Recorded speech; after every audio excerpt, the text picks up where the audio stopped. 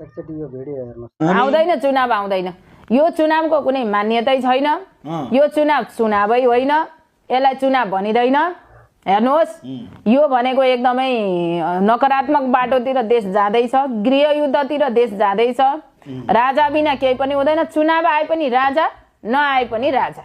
अब देशको भविष्यवाणीतर्फ लागौँ। अब चुनाव आउँदैछ नजिकै, कसरी हेर्नु भएको छ चुनाव? आउँदैछ अरे, कहाँ आइपुग्यो हौ हजुर? कहाँ आउनु त अब छैन धेरै दिन, 18-20 दिन। 18-20 दिन। अब यिनलाई भविष्यवाणी गर्ने सविता माता भन्ने कि के भन्ने आफै भन्नुहोस् त।